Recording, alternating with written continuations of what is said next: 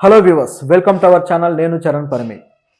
ఈ జిల్లాలకు సంబంధించి ఆంధ్రప్రదేశ్లో జిల్లాలు ఏవైతే ఉన్నాయో వీటికి సంబంధించి మళ్ళీ పునర్విభజన కార్యక్రమం జరగబోతుంది. అయితే దీనికి సంబంధించి బాలయ్య కొత్త చిచ్చు ఒకటి రేపాడనమాట. హిందూపూర్ ఎమ్మెల్యే బాలయ్య కొత్త చిచ్చు రేపారు. అసలు ఏంటి ఆయన ఈ జిల్లాల విషయంలో ఆయన ఎందుకు మాట్లాడారు ఏంటనేది చూద్దాం. గతంలో 2022లో ఆంధ్రప్రదేశ్లో ఉన్న జిల్లాలన్నింటినీ కూడా మళ్ళీ పునర్విభజన చేసి దాదాపు 26 జిల్లాలు చేయడం జరిగింది. సో ఆ జిల్లాలన్నీ కూడా అప్పటి నుంచే అమల్లోకి వచ్చాయి. ఆ తరువాత కొన్ని జిల్లాల విషయంలో కొంత వివాదం కూడా జరిగింది. కోనసీమ జిల్లా పేరు పెట్టే విషయంలో కావచ్చు, అంబేద్కర్ కోనసీమ అని పెట్టడం వల్ల ఆ జిల్లా వాసులు ఎవరైతే ఉన్నారో ఆ కోనసీమ వాసులు వాళ్ళందరూ దాన్ని వ్యతిరేకించడం, ఎందుకు అంబేద్కర్ అంటే మరి వాళ్ళకి ఎందుకు ఇష్టం లేదో, వాళ్ళు ఎందుకు అంబేద్కరిజం విషయంలో అవేర్నెస్తో లేరో తెలియదు, కానీ వాళ్ళు వ్యతిరేకించడం జరిగింది. సో వ్యతిరేకించి మొత్తానికి గందరగోళం సృష్టించారు, రాస్తారోకోలు చేశారు, అట్లాగే ఒక ఎమ్మెల్యే ఇంటి మీద దాడి కూడా చేయడం జరిగింది. ఇవన్నీ పెద్ద రచ్చ అయిపోయిందనమాట. తర్వాత అదంతా సద్దుమణిగింది. పత్రికలు కూడా దాన్ని తప్పుపట్టాయి, ఇది సరైంది కాదు, ఒక జాతీయ నాయకుడిని ఈ విధంగా మీరు ట్రీట్ చేయడం అంటే ఇలా అపార్థం చేసుకోవడం కావచ్చు, ఇదంతా కూడా పత్రికలు కూడా తప్పుపట్టాయి. సో చివరికి అక్కడ ప్రజలైతే అవగాహన తెచ్చుకున్నారు. ఇక తరువాత చూస్తే వేరే ఎన్టీఆర్ జిల్లా, ముఖ్యంగా కృష్ణా జిల్లాని బాగా విభజించి ఎన్టీఆర్ జిల్లాగా పేరు పెట్టడం వల్ల అది ఆ ఎన్టీఆర్ జిల్లా అని పేరు పెట్టేసరికి టీడీపీ కూడా దాన్ని ఏం చేయలేని పరిస్థితి కూడా ఏర్పడింది. అప్పుడు దాన్ని డిజోన్ చేసుకోవడానికి లేదు, సరైన అప్రిషియేట్ చేయడానికి లేదనమాట. ఎందుకంటే వైసీపీ పార్టీ అలాంటి పేరు పెట్టడంతో, తమ టీడీపీ నాయకుడు గొప్ప వ్యక్తి పేరు పెట్టడంతో ఇక టీడీపీ దాన్ని ఏ విధంగా కౌంటర్ చేయాలి అనే విషయం అర్థం కాక సైలెంట్ అయిపోయారు. చివరికి ఎన్టీఆర్ జిల్లా ఆ విధంగా అమల్లోకి వచ్చింది. సో ఇదిలా ఉంటే బాలయ్య తాను ప్రతినిధిగా ఉన్న హిందూపూర్ ఏదైతే ఉందో అది సత్యసాయి జిల్లాలో ఉంది. సో ఈ సత్యసాయి జిల్లా ఈ విభజన తర్వాత ఏర్పడిన జిల్లా. అయితే ఈ జిల్లా విషయంలో బాలయ్య కొంత అసంతృప్తితో ఉన్నట్టుగా వార్తలు వస్తున్నాయి. గతంలోనే ఆయన అసంతృప్తి తెలియజేశారు. అదేంటంటే ఈ సత్యసాయి జిల్లాకి కేంద్రం ఏదైతే ఉందో ఆ కేంద్రంగా పుట్టపర్తిని పెట్టడం జరిగింది. సో ఇది బాలయ్యకి నచ్చినట్లేదు. పుట్టపర్తిని కేంద్రంగా పెట్టారు, ఇది నాకు ఇష్టం లేదు, ఖచ్చితంగా ఈ కేంద్రాలను మార్చాలి, జిల్లా కేంద్రాలను మార్చాలి, ఇప్పుడు మా ప్రభుత్వం వచ్చింది కాబట్టి జిల్లా కేంద్రాలను మేము మార్చేస్తాము అని చెప్పేసి బాలయ్య ఇప్పుడు ఒక మీటింగ్లో చెప్పడం జరిగిందనమాట. సో ప్రజలు కూడా దాంతో ఏం అర్థం కాలేదు వాళ్ళకు కూడా. ఎందుకంటే ఇప్పుడు జిల్లా కేంద్రాలను మార్చాల్సిన అవసరం ఏముంది, ఎందుకు మారిస్తే ఏమొస్తుంది అనేది కూడా ఎవరికి అర్థం కాని ప్రశ్న. కాకపోతే ఆయనకి నచ్చింది కాబట్టి మారుస్తున్నట్లుగా ఉంది. తనని హిందూపూర్నే, తన నియోజకవర్గం ఏదైతే ఉందో ఆ హిందూపూర్ని తమ జిల్లాకి కేంద్రంగా చేయాలి అనేది బాలయ్య ఇంటెన్షన్. సో బాలకృష్ణ గారు అక్కడ చేస్తాను అని చెప్పేసి అక్కడ ప్రజలకు కూడా చెప్పడం జరిగింది. అయితే ఇదొక ఎత్తు అయితే, ఇప్పుడు మరి జిల్లాల పునర్విభజన మళ్ళీ జరగబోతుందా అంటే అవుననే అనాలి. ఎందుకంటే ఇప్పటికి చేసిన జిల్లాలు కాకుండా కొన్ని జిల్లాల విషయంలో ఇంకా చేయాల్సి ఉంది, కొన్ని డిమాండ్స్ ఉన్నాయన్నమాట. ముఖ్యంగా ప్రకాశం జిల్లాకు సంబంధించి, ప్రకాశం జిల్లా ప్రస్తుతం అయితే మొత్తం ఏపీలోనే అన్ని జిల్లాల్లోకి పెద్ద జిల్లా.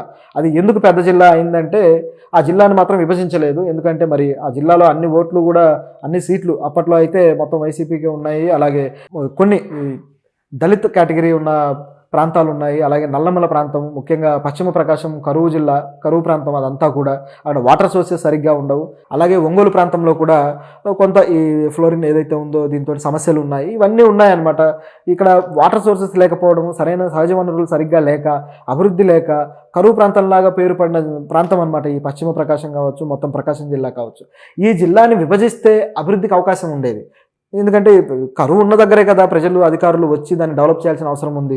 ఏమైనా పథకాలు తీసుకొచ్చి, ప్రాజెక్టులు తీసుకొచ్చి డెవలప్ చేయాల్సిన పరిస్థితి ఉంటుంది.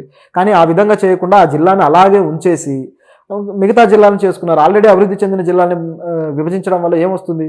కృష్ణా జిల్లాను విభజించారు, ఏమొచ్చింది? అభివృద్ధి కోసం వీళ్ళు ఏదైనా ప్రణాళిక రచించుంటే బాగుండేది. కానీ అలా రచించకుండా వాళ్ళ ఇష్టానికి ఓట్లు, సీట్లు ఇవి లెక్కలేసుకొని విభజిస్తూ పోయారనమాట. కానీ అదంతా బెడిసి కొట్టిందని చెప్పేసి ఈసారి తేలిపోయింది ఎలక్షన్స్లో. అయితే ఇప్పుడు ఏంటంటే ఎలక్షన్ ముందే చంద్రబాబు గారు కొన్ని జిల్లాలు డిమాండ్స్ ఉన్నాయి, వాటికి మేము జిల్లాలు విభజన చేస్తాము అని చెప్పడం జరిగింది. అయితే ఇప్పుడు దాదాపు 6 జిల్లాలు విభజించి మొత్తానికి 6 జిల్లాలు కొత్తగా వచ్చే అవకాశం ఉంది అని చెప్పి కనిపిస్తుంది మనకి. ఇది ఈ ప్రకాశంలో ఏదైతే మార్కాపురం జిల్లా అనే డిమాండ్ చాలా రోజుల నుంచి ఉంది. సో ఈ మార్కాపురం జిల్లా పశ్చిమ ప్రకాశం లైన్లో ఉంటుంది. ఈ గిద్దలూరు, మార్కాపురం, అలాగే ఎర్రగొండపాలెం, ఈ లైన్ అంతా ఖమ్మం. సో ఈ ప్రాంతంలో బొత్తిగా వాటర్ సోర్సెస్ సరిగ్గా లేక, అభివృద్ధి సరిగ్గా లేక, వలసలు ఎక్కువగా ఉన్న ప్రాంతం కాబట్టి ఇక్కడ ఒక ప్రజలకి కొత్త జిల్లా కావాలి అని చెప్పేసి ఆయన అనౌన్స్ చేయడం జరిగింది. అట్లాగే అంటే ప్రజల డిమాండ్, గతంలో డిమాండ్ చేస్తే గత ప్రభుత్వం ఒప్పుకోలేదు, ఇప్పుడు డిమాండ్కి ఆయన మేనిఫెస్టోలో కూడా చేర్చి ఇస్తాను అని చెప్పడం జరిగింది. సో ఆ జిల్లా ఒకటి ఉంది. అట్లాగే ఏజెన్సీ నుంచి కూడా ఒక జిల్లా ఉంది. నిజానికి ఆ ప్రాంతంలో అయితే చిన్న చిన్న జిల్లాలు అయిపోయాయి ఆల్రెడీ. కేవలం ఒక 3 నియోజకవర్గాలు ఉన్న జిల్లా ఈ విధంగా లేదా ఒక 6 నియోజకవర్గాలు ఉన్న జిల్లా ఇట్లా చిన్న చిన్న జిల్లాలుగా మారిపోయింది 4 నియోజకవర్గాల జిల్లా. సో ఇలా అయినప్పుడు ఇంకా మళ్ళీ జిల్లా చేయాల్సిన అవసరం ఏముందో తెలియదు కానీ మరి వీళ్ళు ఆలోచన ఏంటో ఉత్తరాంధ్రలో కొంత కొత్త జిల్లాలు వస్తున్నాయి అన్న విధానం అయితే కనిపిస్తూ ఉంది. దీంతో పాటు కృష్ణా జిల్లాలో మరొక జిల్లా కూడా వచ్చే అవకాశం ఉంది. అంటే ఎన్టీఆర్ జిల్లా ఉంది కదా, ఎన్టీఆర్ అలాగే ఆ ప్రాంతంలో, ఆ పరిసర ప్రాంతంలో ఈ అభివృద్ధి ఎక్కడైతే జరుగుతూ ఉందో ప్రస్తుతానికి అమరావతి కావచ్చు, విజయవాడ కావచ్చు, అట్లా ఈ ప్రాంతంలో మరొక జిల్లా తీసుకొని వచ్చే అవకాశం ఉన్నట్టుగా కనిపిస్తుంది. ఆల్రెడీ కావాల్సినంత అభివృద్ధి అక్కడ కేంద్రీకృతమై జరుగుతూ ఉన్నప్పుడు మళ్ళీ కొత్తగా జిల్లా అవసరం ఏంటో మరి ఈ ప్రభుత్వ పెద్దలే సమాధానం చెప్పాలి. నిజానికి అభివృద్ధి లేని చోట జిల్లాలుగా విభజించి అక్కడ ఏమైనా కొత్త ప్రాజెక్టులు తీసుకొని వస్తే బాగుంటుంది, లేదా జనాభా దామాషా అలాగే ల్యాండ్ దీన్ని కూడా అంచనా వేసుకుని చేస్తే అప్పుడు కొంచెం ఎక్కడైతే అభివృద్ధి తక్కువగా ఉందో అక్కడికి ప్రజలు రావడము, అక్కడ ఏదైనా సంస్థలు లేదా ఫ్యాక్టరీలు కావచ్చు, లేదా ఏదైనా ఇండస్ట్రియల్ కారిడార్ లాంటివి డెవలప్ చేస్తే అక్కడ ప్రజలు తరలి వస్తారు, అక్కడ అభివృద్ధి జరుగుతుంది. ఇలాంటి ప్లానింగ్ లేకుండా ఇష్టానుసారం చేయడం వల్ల ఉపయోగం లేదు. ఇప్పుడు ముఖ్యంగా కొన్ని జిల్లాలకైతే జిల్లా కేంద్రం ఎక్కడో ఉంటుందన్నమాట. ప్రజలు ఈ గ్రామాల నుంచి అక్కడికి చేరుకోవడానికి ఒక రోజు గడిచిపోతుంది. అంత దారుణమైన పరిస్థితులు కూడా కొన్ని జిల్లాలు ఉన్నాయి. సో ఈ విషయాన్ని మరి ప్రభుత్వం ఏం ఆలోచిస్తుందో తెలియదు కానీ బాలయ్య చెప్పిన విషయం అయితే ఈ విధంగా ఉంది. మరి ఈ జిల్లాల పునర్విభజనకి ఈయనే కేంద్రంగా ఉండి ఈయనే దానికి తన చేతుల్లోకి తీసుకొని చేస్తారా, లేకపోతే మరి ఏం జరుగుతుందో చూడాలి. ఈయన నిర్ణయం అయితే ఇది ఇప్పుడు ఈయన చెప్పిన నిర్ణయం, బాలకృష్ణ చెప్పిన నిర్ణయం అయితే అంత సవ్యంగా అనిపించట్లేదు. కానీ మిగతా జిల్లాల పునర్విభజన మాత్రం చేయాల్సిన అవసరం ఖచ్చితంగా ఉంది.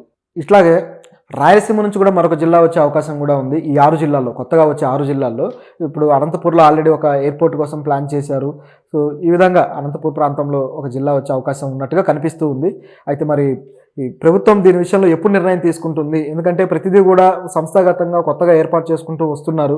ఈ ఏవైతే వ్యవస్థలు ఉన్నాయో ఆ వ్యవస్థలన్నింటినీ కూడా మరి ఈ జిల్లాల పునర్విభజన ఏదైతే ఉందో ఇది ఈ సంవత్సరమే చేస్తారా, లేకపోతే ఒక సంవత్సరం తర్వాత చేస్తారా అనేది తెలియదు. కానీ దీనికి నిధులు కూడా రావాల్సి ఉంది కాబట్టి అప్పుడే చేయకపోవచ్చు. ఎందుకంటే కొత్తగా మళ్ళీ జిల్లా కేంద్రాల ఏర్పాటు, తర్వాత కలెక్టర్ భవన్లు కావచ్చు, ఇవన్నీ కొత్తగా రావాల్సి ఉంటాయి. ఎస్పీ ఆఫీసులు కావచ్చు, ఇవన్నీ కూడా ప్రతి జిల్లాకి కూడా సఫిషియెంట్గా దానికి కావాల్సిన పరిపాలన ఇన్ఫ్రాస్ట్రక్చర్ ఏదైతే ఉందో అది ఏర్పాటు చేయాల్సిన పరిస్థితి ఉంటుందన్నమాట. సో ఇది కొంచెం ఖర్చుతో కూడుకుంది కాబట్టి ఆలోచిస్తున్నారా తెలీదు.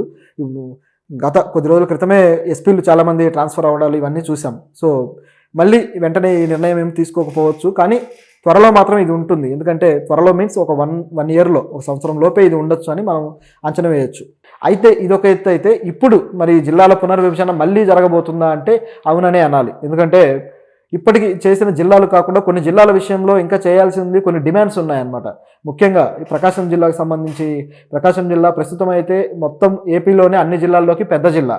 అది ఎందుకు పెద్ద జిల్లా అయిందంటే ఆ జిల్లాని మాత్రం విభజించలేదు. ఎందుకంటే మరి ఆ జిల్లాలో అన్ని ఓట్లు కూడా, అన్ని సీట్లు అప్పట్లో అయితే మొత్తం వైసీపీకి కొన్ని దళిత్ కేటగిరీ ఉన్న ప్రాంతాలు ఉన్నాయి. అలాగే నల్లమల ప్రాంతం, ముఖ్యంగా పశ్చిమ ప్రకాశం కరువు జిల్లా, కరువు ప్రాంతం అదంతా కూడా అక్కడ వాటర్ సోర్సెస్ సరిగ్గా ఉండవు. అలాగే ఒంగోలు ప్రాంతంలో కూడా కొంత ఈ ఫ్లోరిన్ ఏదైతే ఉందో దీంతో సమస్యలు ఉన్నాయి. ఇవన్నీ ఉన్నాయన్నమాట. ఇక్కడ వాటర్ సోర్సెస్ లేకపోవడం, సరైన సహజ వనరులు సరిగ్గా లేక, అభివృద్ధి లేక కరువు ప్రాంతంలాగా పేరు పడిన ప్రాంతం అనమాట ఈ పశ్చిమ ప్రకాశం కావచ్చు, మొత్తం ప్రకాశం జిల్లా కావచ్చు.